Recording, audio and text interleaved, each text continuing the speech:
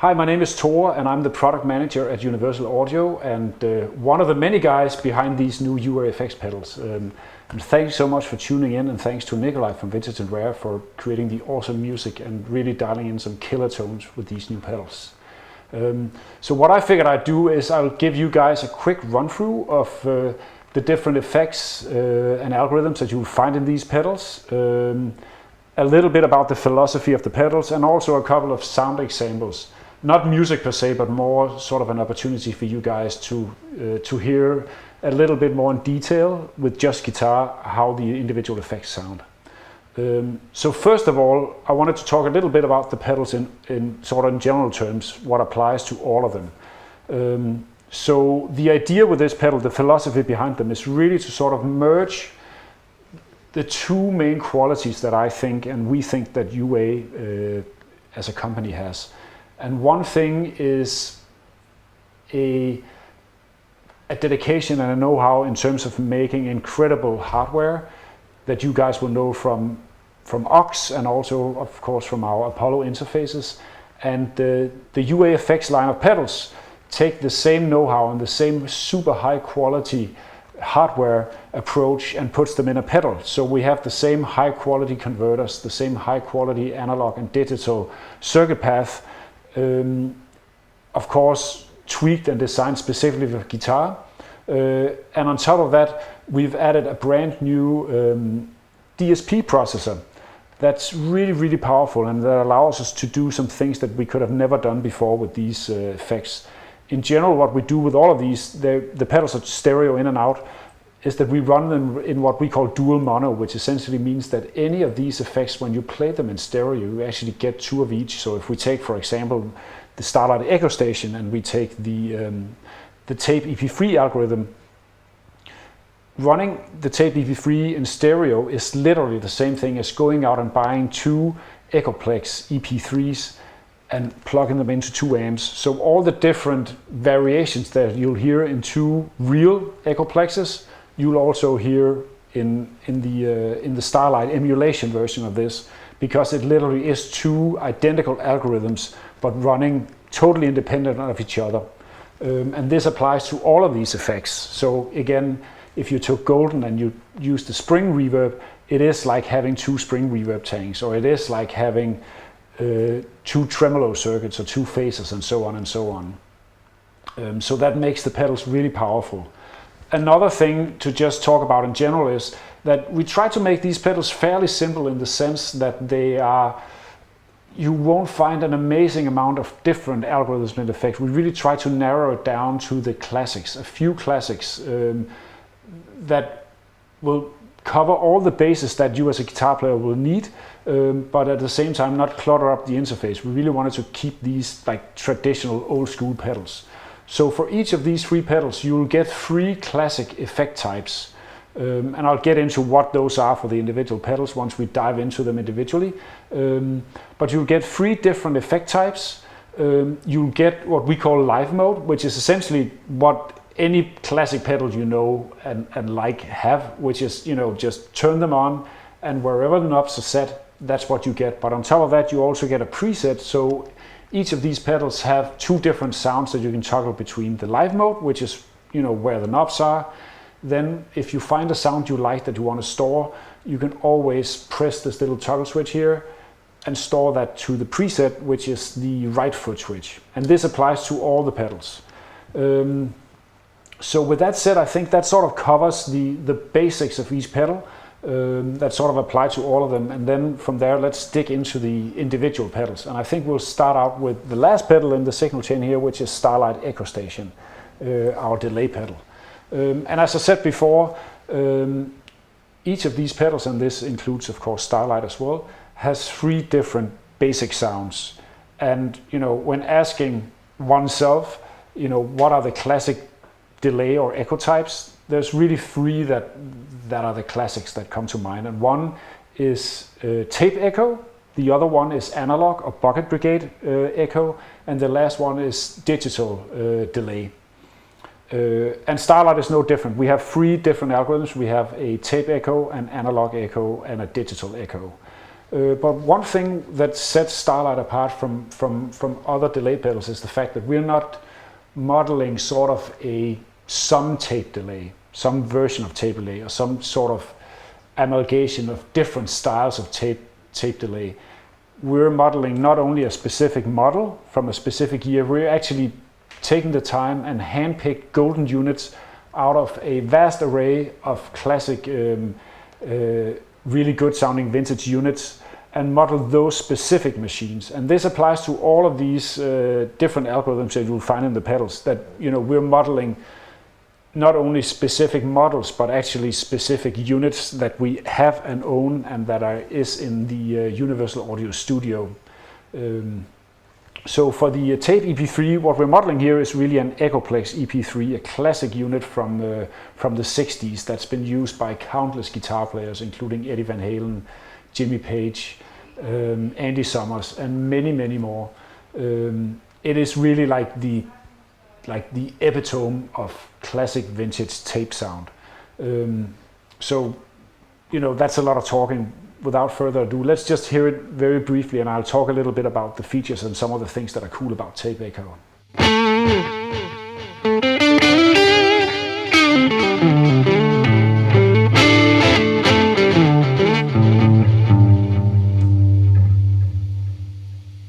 So one of the things that I think many people associate with Tape Echo is these sort of dark and almost like woolly sounds, but the fact of the matter is that real tape echoes are actually not that dark sounding.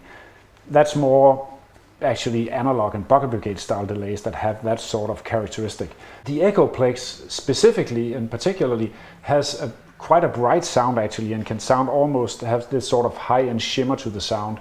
But that actually sort of depends on the condition of the particular delay machine, the particular Echoplex that you're playing through. And depending on how well the machine is sort of maintained, you'll get some different sounds. And we try to actually emulate that by having 3 different options. And this is something that applies to all of these different effects. So over here on the left side, this toggle switch lets you select between the different effects on the pedal. But for each of the different effects, this mode switch over here allows you to tweak some internal variations of that particular algorithm or that particular effect. So in the case of the Tape EP-3, the mode switch, the A, B, and C toggle over here, allows you to switch between 3 different actual real Echoplexes that we modeled. And the first one is a model of an old unit, but it's actually a unit that's virtually unplayed. It was found in a closet by one of our sound designers, and was literally pristine and brand new and almost unplayed when he took it out and used it as the basis for this first emulation. James, who's the sound designer, also has an immense collection of old tapes, and he actually kept a few tapes that were literally unplayed at all. So this emulation is actually almost a brand new old stock Echoplex with a brand new tape, and it sounds like this.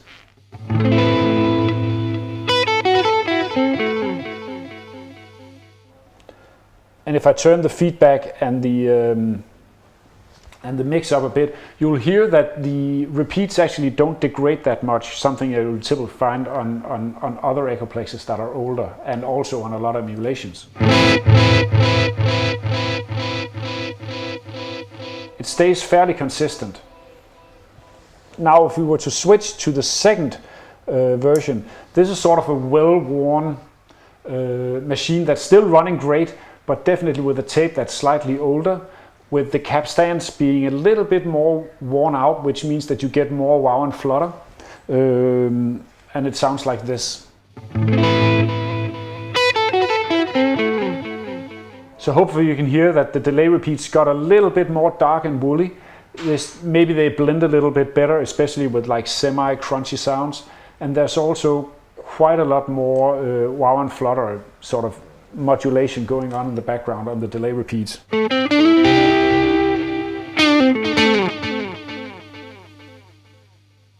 And the last one over here is a machine that was literally on the brink of dying. It was, that's typically what happens right before the machine just starts chewing up the tape.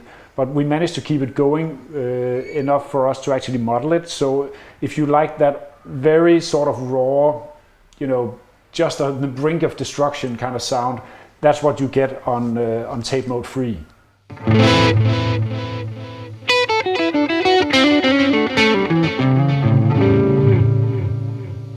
So again, you can hear much darker, much more grainy. So in terms of the controls of the Echoplex in particular and Starlight in general, of course you have control of delay time, you have feedback, you have mix. Then you have a color knob, and the color knob sort of varies depending on which algorithm you've chosen. This applies, of course, to all the algorithms found in the pedal. Specifically for the Tape EP-3, you have delay time, which controls, the amount of milliseconds between each delay repeat. You have feedback, the amount of repeats. You have mix. You have a color knob, and the color knob sort of varies in function depending on the algorithm that you've chosen. In this case, we're on the Tape EP-3, and the original Tape EP-3 had a little record level control. You actually had to use the screwdriver to get to it, but that determined how hot you were sort of recording to the tape. Turning it all the way down will record very low to the tape, which means that in this case, you can pretty much barely hear the delay repeats. But then you can also crank it up to sort of saturate the tape, getting you a more extreme sound. For that, I probably have to back down the mix a little bit, because it really does mean that you're actually printing harder.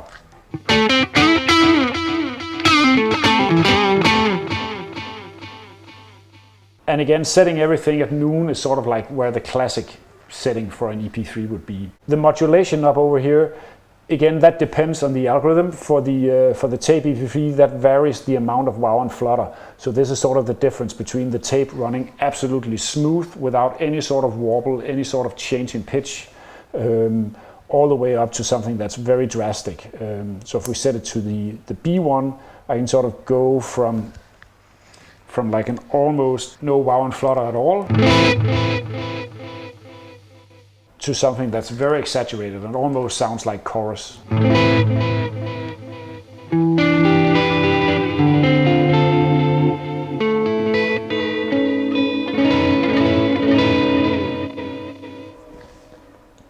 The way we emulate the wow and flutter on the EP3 algorithm, it is literally totally random, like you would get on a real tape echo. It's not like this cyclic kind of thing. Some pedals will have like a real vibrato put on, which has this sort of very predictable kind of sine waveform.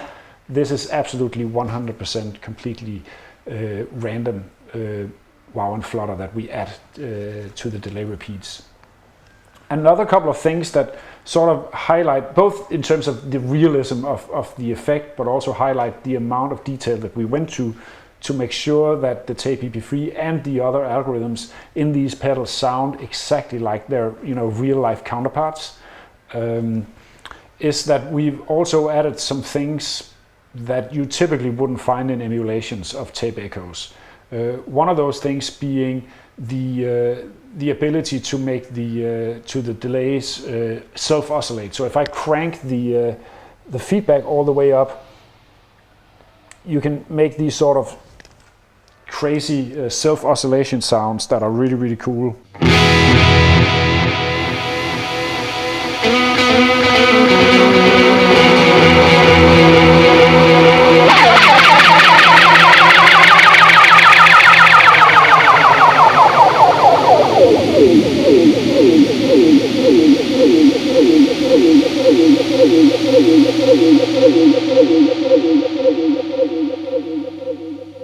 And one of the things you could hopefully notice as well was that as I cranked up the feedback, we actually introduced some noise. And the fact is that old EP3s were actually quite noisy.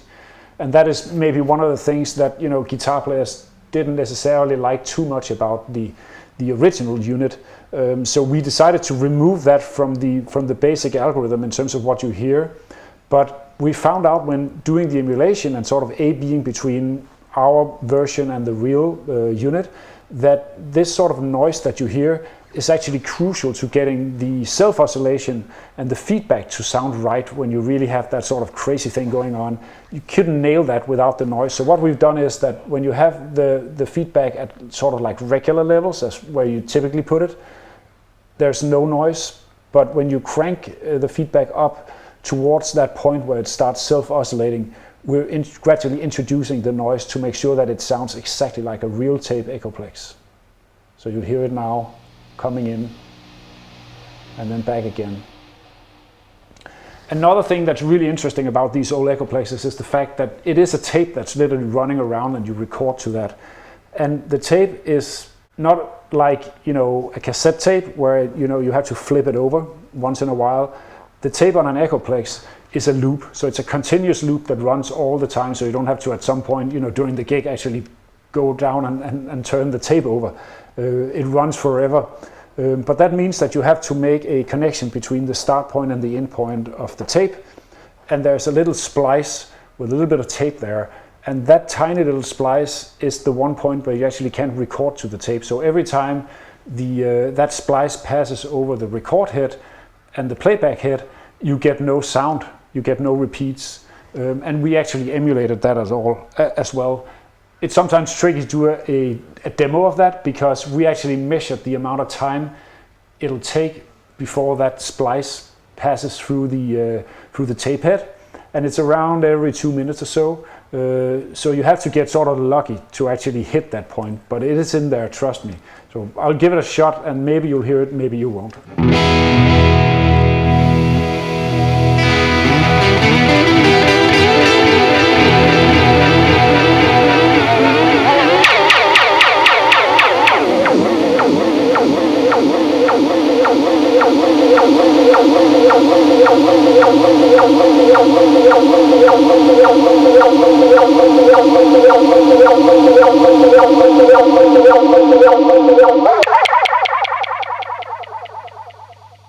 So maybe you could hear that there was this sort of slight little gap in the sound, and that's the splice that's basically coming through, gets, you know, played through the tape head. So that was a quick introduction to the Tape EP3, and I hope you guys got, you know, first of all, liked the sounds, but also got an idea of the amount of time we spent actually accurately emulating the real unit, to the point where, you know, the goal was to basically not be able to tell the real unit from our model, our emulation of the real unit. One more thing to add is that another really crucial part of the original Echoplex was the preamp that was in it, and it was sort of known for coloring the sound, for better or worse, sort of making the overall guitar tone a little bit darker and a little bit more mid-rangey, a little bit warmer sounding. So one of the things that I didn't mention in terms of sort of common for all these pedals is the fact that they're all true bypass in terms of the hardware, and the Starlight and Golden pedals have what we call analog drive-through, which means that the clean guitar sound is always passed through the pedal in the analog domain. We don't convert that to digital even when the pedal is on, so that means that you get no latency at all, and it also means that there's no coloration to the sound. So when I talk about the Tape EP3 preamp, you're really only hearing the effect on that on the wet guitar signal. But all of these pedals actually have Bluetooth built in, and we have something called the UAFX Control app that's available for Mac and PC. They're out now. And there's also a mobile version coming. It's right around the corner. Will be out, you know, probably in a month or so from now, somewhere in Q2. And the mobile version allows you to tweak some extra sort of hidden functions inside the pedals. And one of the things you can do is actually choose to turn the preamp coloration on the EP3 on the dry signal as well. So if you actually like that sort of, you know, warm sound, and this is something that Jimmy Page and Eddie Van Halen are known for, you know, a part of their core guitar tone is literally playing through an Echoplex. You can choose to turn that on, in the app if you prefer to have it that way. So we've modeled the entire circuit. You just have the choice of whether you want to apply that to your dry signal or the wet signal only. So that was a little, as I said before, that was a little introduction into the EP3. The next one that I've already set up here is the Analog DMM, and this is a model of the classic Memory Man Bucket Brigade delay pedal that came out in the late 70s, early 80s. And this is another legendary unit that's been used by countless guitar players, probably most famously by The Edge from U2. And it has a more warm, sort of mellow sound than the EP3, and it sounds like this.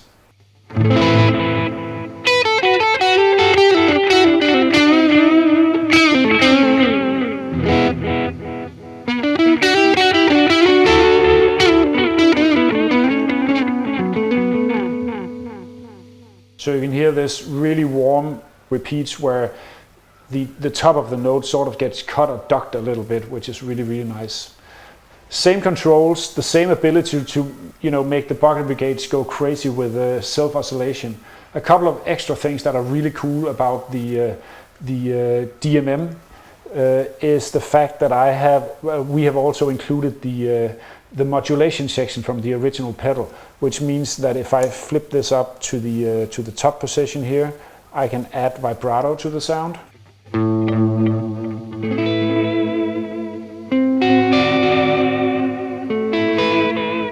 So this adds vibrato to the delay repeats only, not the dry signal.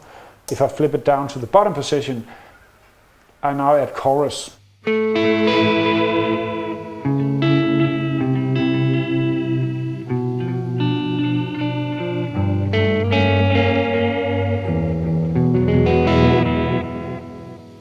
The color knob in this algorithm allows you to control how hard you hit the input, basically the input of the pedal. And anybody who's tried a real Memory Man will know that it was actually quite hard in a lot of cases not to get it to clip and distort, which in some cases can be a great sound, but in other cases you just want something that's absolutely clean. So this actually allows you to dial that in with much more detail than you could on the original unit. So if I back this all the way off, you'll have no sort of analog clipping to the delay signal.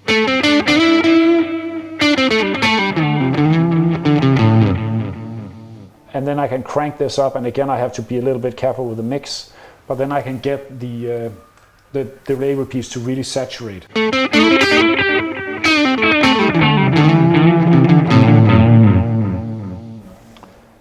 And just like with the EP3, the Memory Man is also known for having a really particular and great sounding preamp that really colors the sound, so whether you like that or not is sort of a personal choice. But again, with the app you have the option of choosing whether you want that in there or not. If you have it in there, the color knob and the input gain applies to the entire signal, so you can almost use it like a little bit of an overdrive to sort of warm up the sound and get it a little bit crunchy and breathing. So the last algorithm on Starlight Echo Station is the Precision Delay, and this is our digital delay.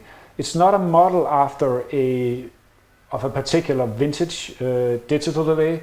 We really wanted to make something that sounds absolutely pristine, something that, if you went into a studio and you asked, the engineer to put like a really clean studio style delay on your guitar tone, that this is the sound that you'd get. And the Precision Delay is actually taken from our UAD platform. We have a plugin for UAD and the Apollo line that is called Precision Delay. Users of Aux will also know the Precision Delay from that unit as well. And it literally is a very, very clean and lush sounding, sort of what you put in is exactly what you get out.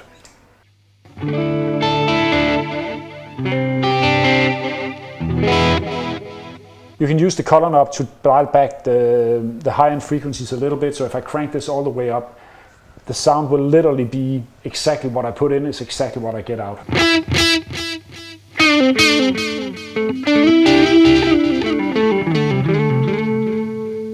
And of course I can back it down a little bit if I want to just sort of warm it up a little bit.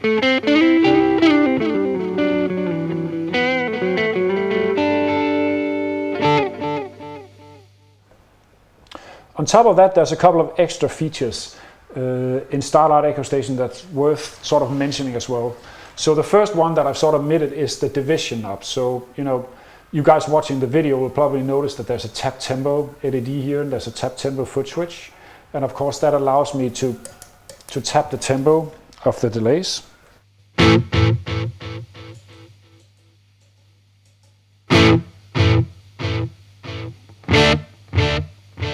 But the cool thing about the division knob is that I can actually tap quarter notes, which is by far the easiest, especially if you play live. But I can choose different subdivision. So if I wanted to have 8 notes, I can still tap quarter notes, but I can get twice the amount of delays. So going like this.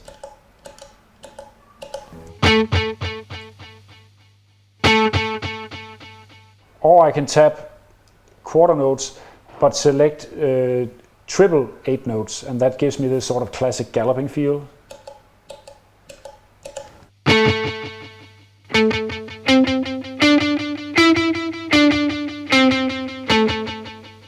But on top of that, as I mentioned before, all these pedals run in stereo, and they're really running 2 identical algorithms or 2 identical effect units inside the machine, inside the pedal.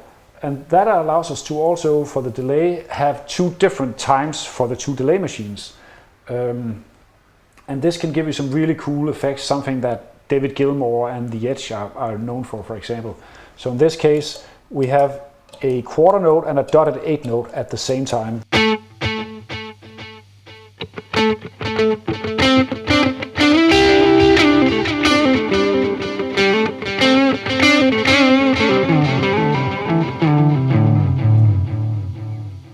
This is also super great if you wanted to almost use a delay as sort of a reverb, just as sort of a bass or sort of like a blanket beneath your sound.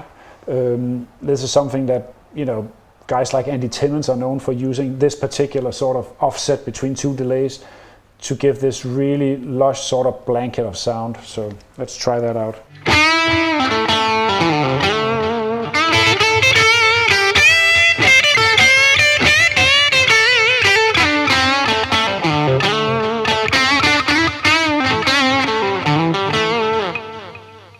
So you notice once you use that sort of dual delay sound, it almost blurs out the individual repeats, and it almost becomes this sort of reverb blanket underneath your sound. As I mentioned in the introduction, all of the UAFX pedals have a preset on top of the basic live mode sound, where you can trust all the knobs. So in the case of Starlight, that allows you to have 2 different delay sounds that you can switch between, and obviously there's tons of different ways to use those.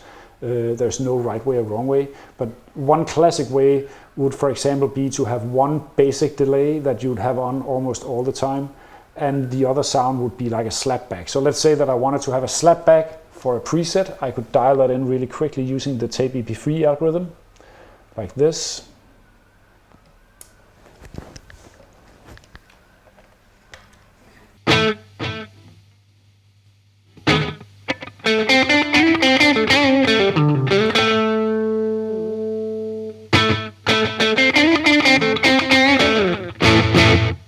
So I'll store this to the preset foot switch over here, and I'll do that by pressing and holding the store button until the preset LED blinks, and I'll release, and now I have access to this. So let's switch back to the, if I then go to my regular live mode setting, I can dial in another delay. So let's use the Analog DMM for more of like a basic, like 3 repeat delay tone. Like this.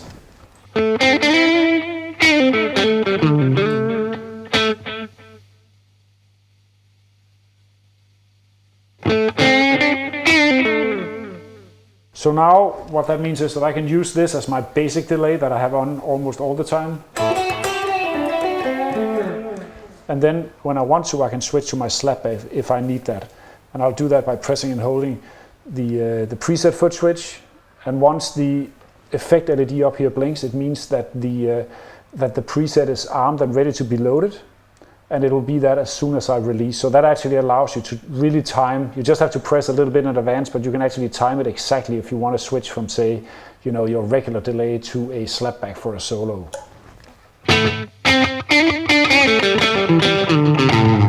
And if I want to go back, I can just immediately press the regular live mode foot switch over here, and I'm back to my basic delay again.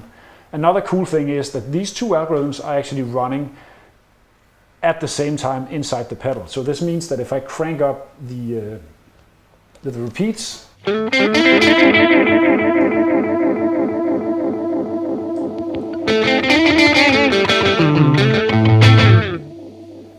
you'll notice that I get the slapback sound from my preset, but I can actually still hear the original repeats from my memory man setting still ringing out in the background.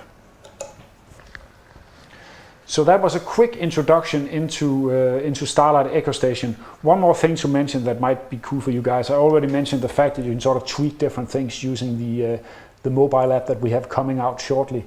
There's a couple of extra things that you can tweak.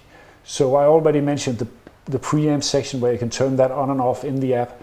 Another thing you can do is if you prefer, for example, not to have tap tempo. Some guitar players like to just set their delay at a specific time and just leave it like that and never worry about tapping the tempo. In that case, you can actually turn the tap tempo functionality off entirely in the app and just have this be a preset button. The benefit of that being that then you don't have to press and hold to access your preset. You can just push and it immediately turns it on and off just like any other pedal. You can also choose to just bypass the preset part entirely and just have this foot switch be tap tempo and nothing else if you only use one delay sound. So that was a quick introduction into Starlight Echo Station. Let's jump to Astro Modulation Machine. So this is the first pedal here in our signal chain. We thought of Astro and designed Astro Modulation Machine to really be sort of a Swiss Army knife of modulation pedals. So essentially giving you all the basic modulation effects that you could possibly need, to do any sort of gig really. So inside Astro you will find a killer chorus, you will find a flanger, you'll find tremolo, and on top of that something that I didn't mention before when talking about Starlight, and that's the fact that all these pedals are born with three basic effects that are inside the pedals. But they actually have room for a couple of extra effects. And if you choose to register your pedal on the UA website or using the app, you actually get access to download a couple of extra effects for each of the pedals. For Starlight Echo Station, it's a really, really cool vintage delay called the Cooper Time Cube that was actually designed by the founder of Universal Audio, Bill Putnam.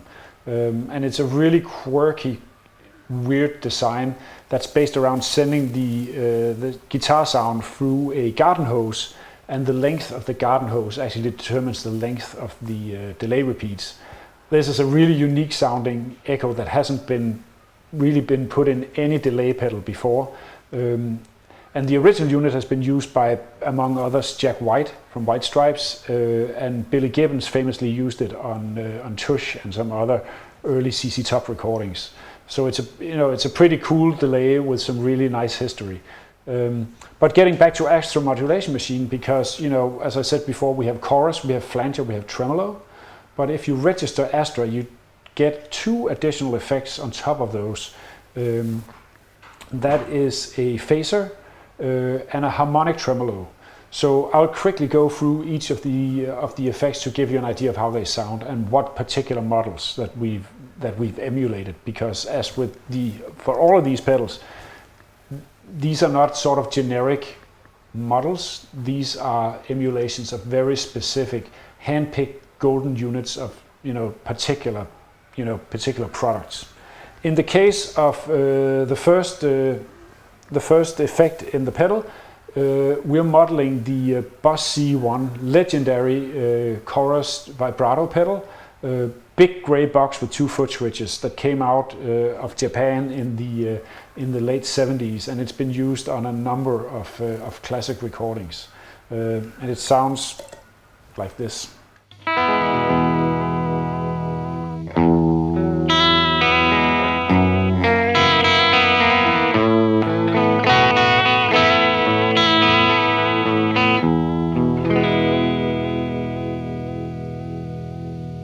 So you'll hear this really warm Bucket Brigade chorus sound that has this sort of quirky waveform. And like with the original unit, and this goes for all the models that you'll find in Astra, we decided to model them one-to-one exactly like the real units. And that also means that if a particular product, only had one knob, that's what we're modeling as well. And in the case of the C1, the Chorus Brigade, as we call it, there's two modes to this pedal. There's a chorus mode and a vibrato mode. And when you have it in chorus mode, which is the top position on the mode toggle switch over here, there's literally only one knob on the original unit that works. And this is the same one that you'll find over here called intensity. The other knobs up here don't work, and you'll actually see that. We'll sort of give you a little hint as to which knobs are active by blinking the effect LED to sort of show you guys that this parameter actually does nothing in this mode, and this is the case here. So you can get from like a kind of subtle chorus to a very pronounced chorus like this.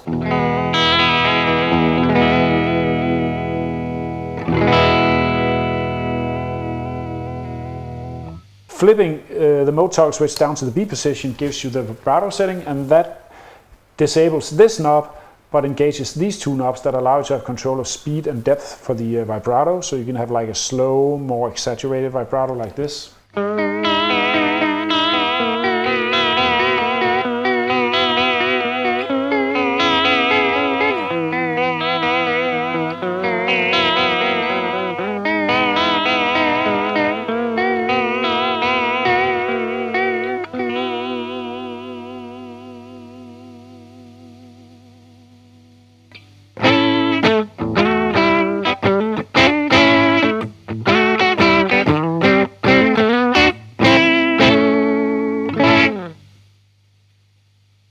So moving on to the next effect, this is the flanger doubler. And flanger is sort of there's so many different flavors of flanger. So what we decided to model is a really cool 70s rack flanger from MXR called the flanger doubler.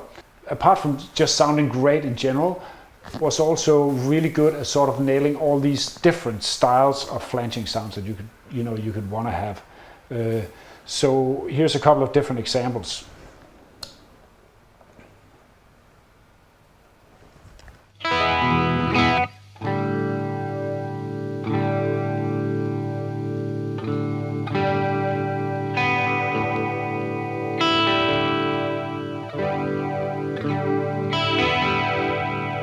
So in this first example, we're using the flanger almost like a chorus because those two effects are very similar in terms of how they're designed.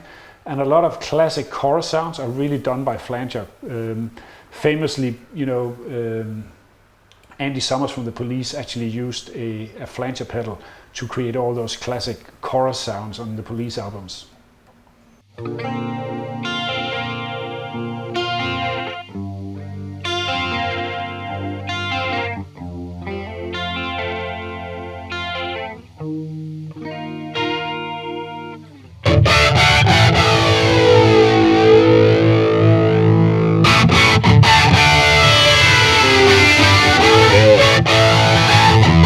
So in this next setting, we're sort of emulating like classic rock flanging, the sort of jet plane taking off that you guys were known from countless, hard rock classics from the 80s.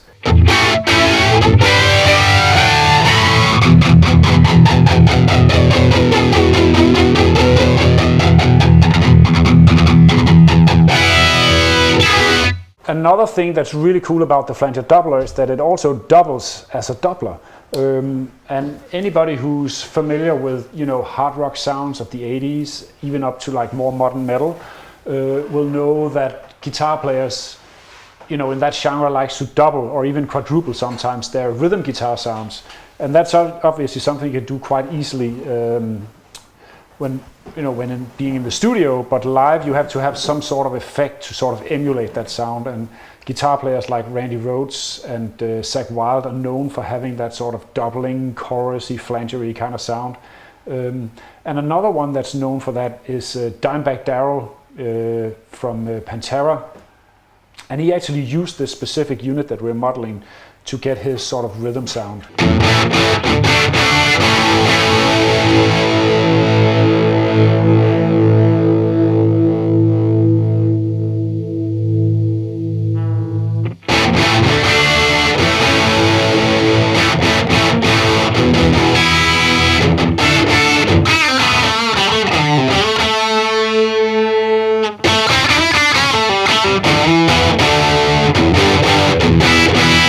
So this sounds something like this.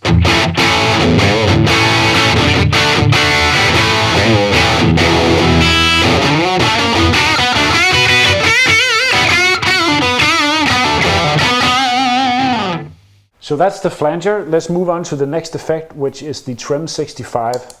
And this is a tremolo circuit, and it's an emulation of the classic optical tremolo circuit that you'll find in old blackface Fender amps, like the one that we have over here. In fact, the one that we have here is modeled after a very particular Fender Deluxe Reverb from 1965. So this being just 1 year apart from that, this is a 66. Nicolai told me that. And obviously what you get is this extremely lush, round, soft, nice tremolo sound.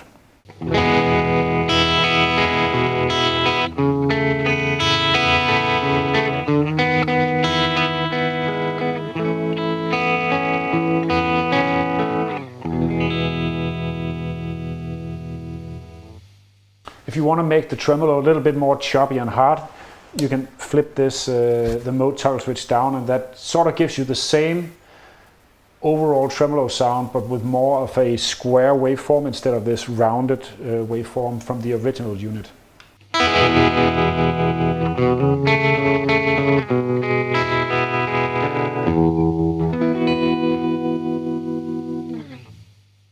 So now we move into the extra algorithms that you get when you register the pedal. So the first one, we call it the Phase X90. I'm sure anybody who plays guitar will know what that is. Famous 70s, 80s orange phaser pedal with just one knob on it. And obviously, you know, if the real unit only had one knob, the same goes here. So we have access to just the speed of the phaser. Then sounds like this.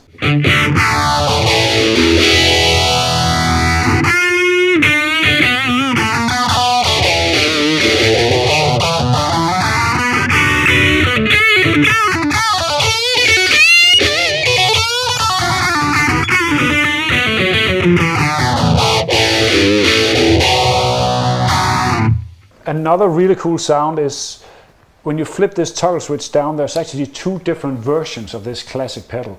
Just as there is in real life, because there's what we call a script version of the classic phaser, and there's a block letter version.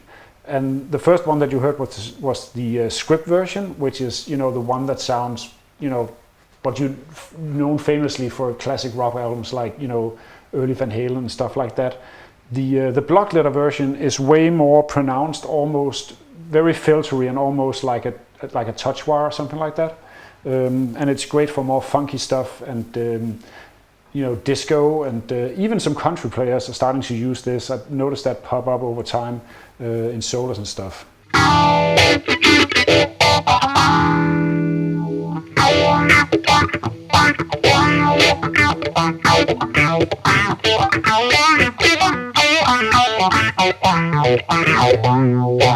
And now on to the last effect on Astro Modulation Machine, and this is another tremolo, but it's a totally different way of doing tremolo. So where the original Trem 65 is, you know, is essentially moving the volume of the signal up and down.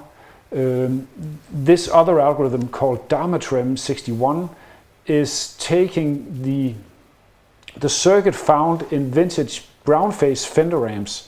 They had a totally different way of doing tremolo than the later blackface amps.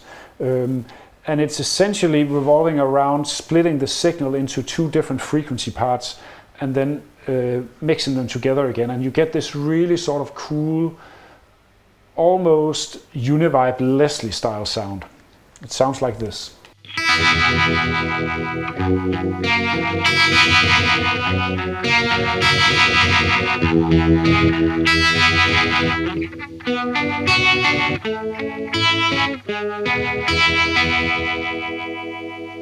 So that was Astro Modulation Machine. As you can hear, there's a lot of things to sort of, you know, there's a lot of different tonal options with this pedal. It's a lot of fun to play around with. And again, like with the other pedals, you have the benefit of having both a regular live mode and the preset, so you can toggle between two different effects.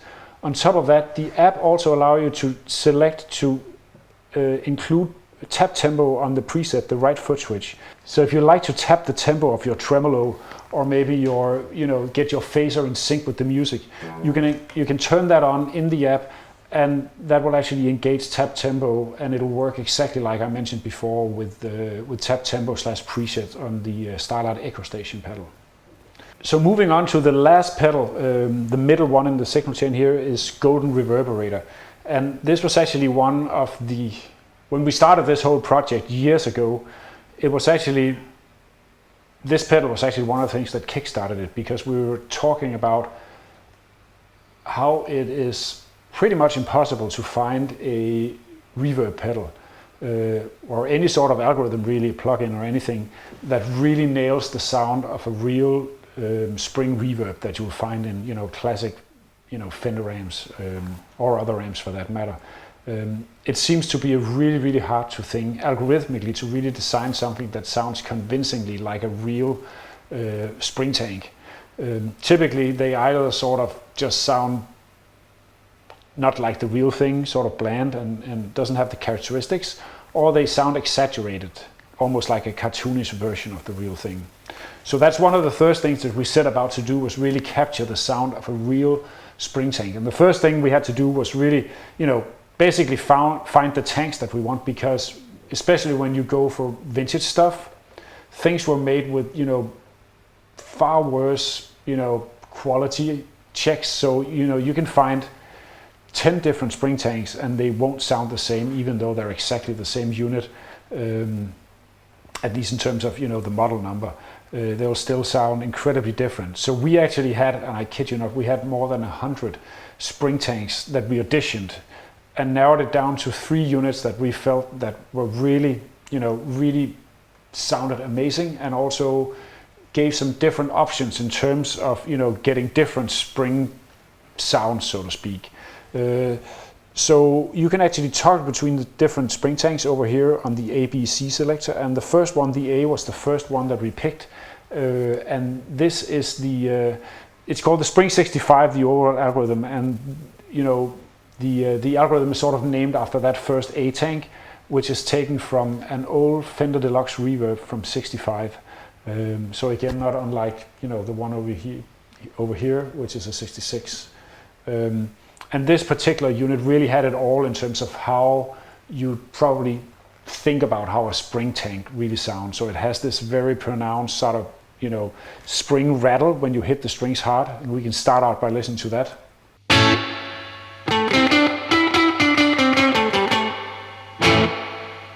So you can hear this sort of rattle in the background. So when we talk about, how a spring reverb sounds, there's sort of these different components to what really makes up a spring reverb sound.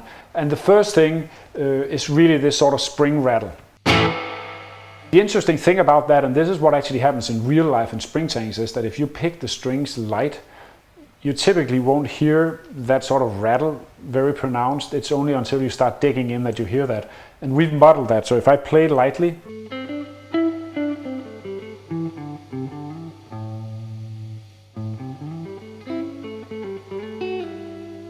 that sort of rattle is, very much in the background. But as soon as I start digging in,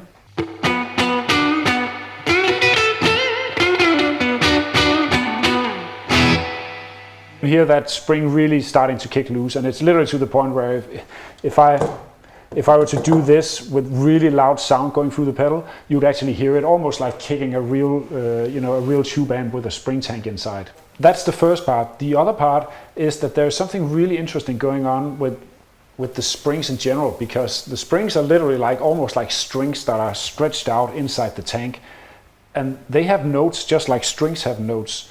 So if you really want to model a spring tank accurately, first of all, you want to find some that are musical, for lack of a better term, and that also means that when you play certain notes on, on the guitar, if you find the right notes that match, the springs, you can get these ghost notes that almost starts doing feedback.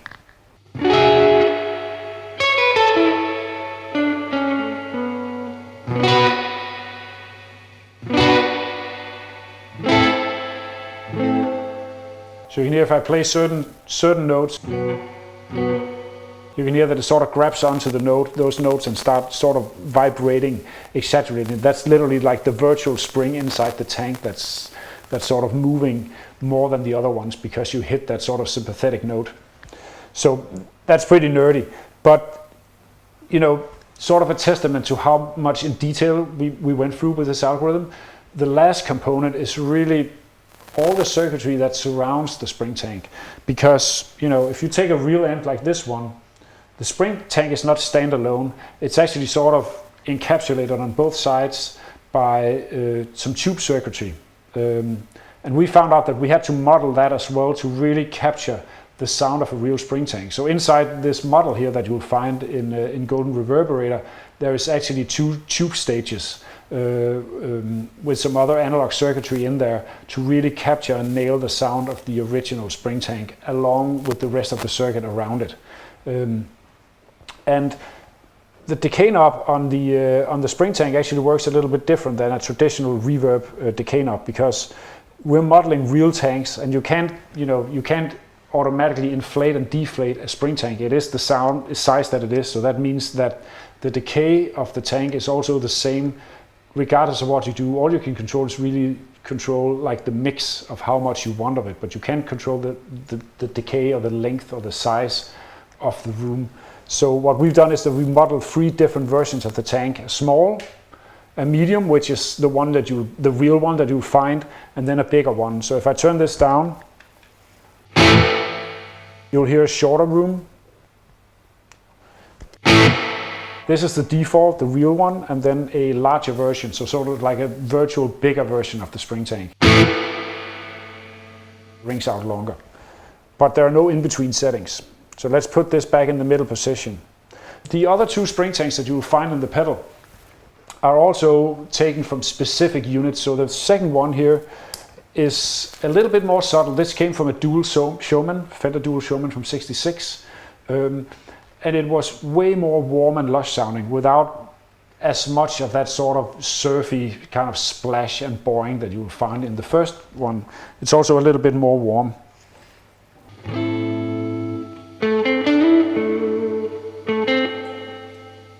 It's also a little bit more warm sounding than the A model.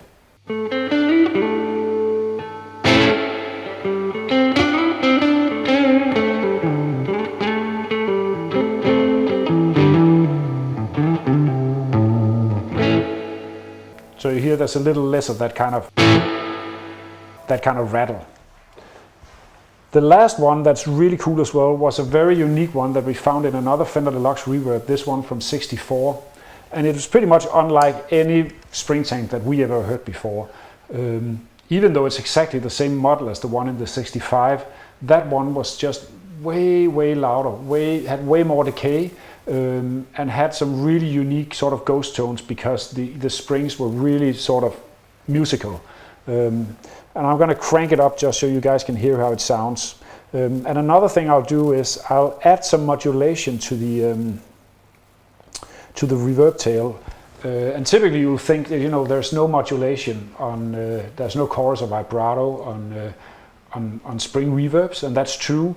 But there is actually a little trick, because back in the old days, you know, before digital and all that stuff, the way that studio engineers would apply pre-delay to a spring reverb, which typically doesn't have any, would be that they'd actually record the reverb only through a tape machine and then delay the tape machine to get a pre-delay.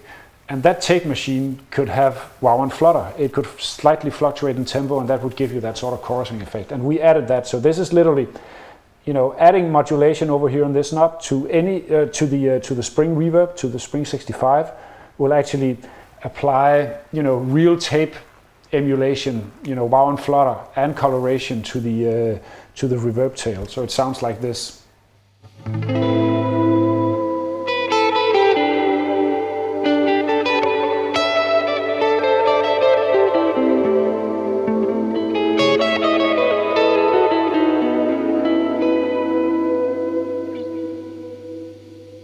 So just this beautiful, almost non-spring-like sound, but if you start digging in, you notice that it still has some of those spring characteristics.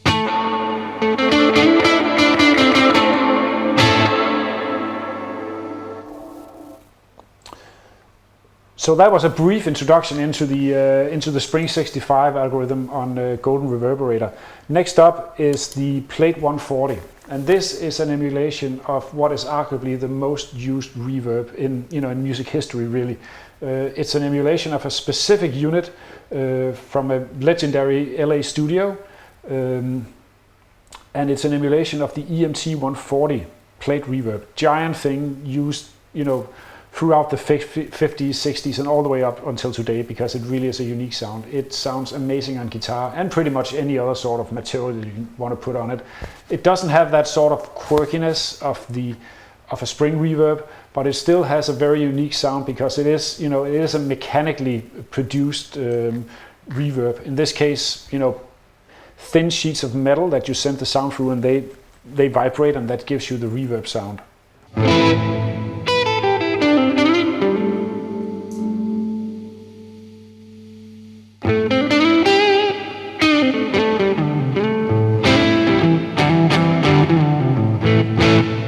So if you just want like a very nice reverb, some ambience to your guitar sound that has a little bit of character to it, but doesn't get in the way, a plate is the perfect choice for that. And if you think of classic guitar sounds, anything from Pink Floyd, Eddie Van Halen, Beatles, they all use the EMT plate. So it's a good choice for guitar for sure.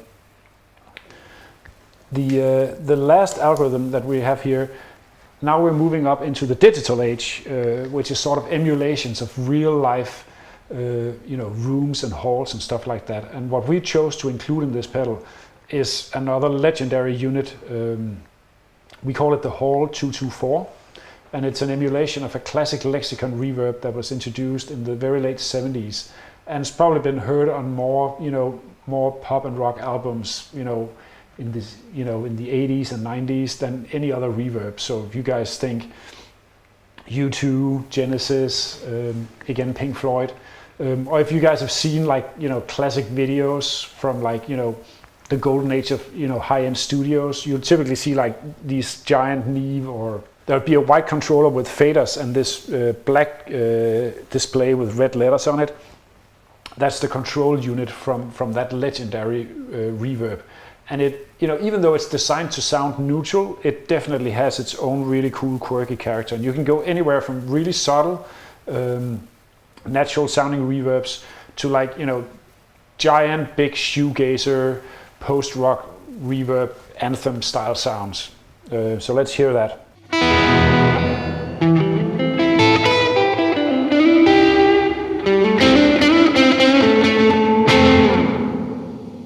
This is the first program, as they call it on the original unit, which is a small room. Flipping this down to the C position, you get the large hall, which is a much bigger reverb. And I can crank everything up a little bit to get you guys to hear how it sounds.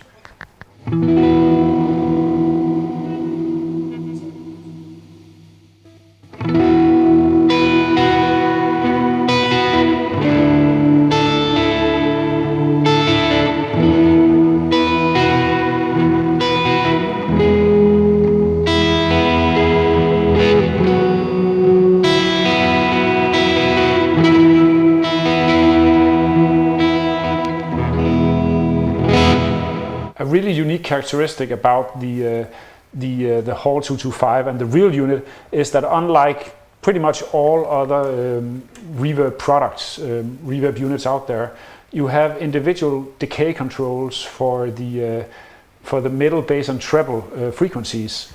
And this, we've actually applied that to the pedal here, so you can actually sort of dial in different variations of the reverb depending on the sound that you want. So I can back down the bass amount of the decay and crank up the middle and treble for a totally different sound.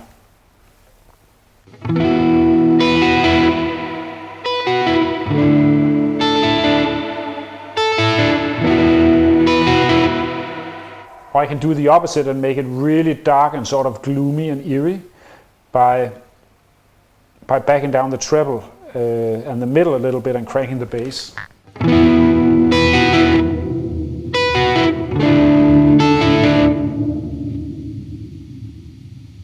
So as you hear, this is almost like a subsonic reverb, and obviously you have total control over exactly how you want to dial that in. The extra algorithms that you will find on Golden Reverberator that you get when you register the pedal are the remaining programs that you will find on the original L224.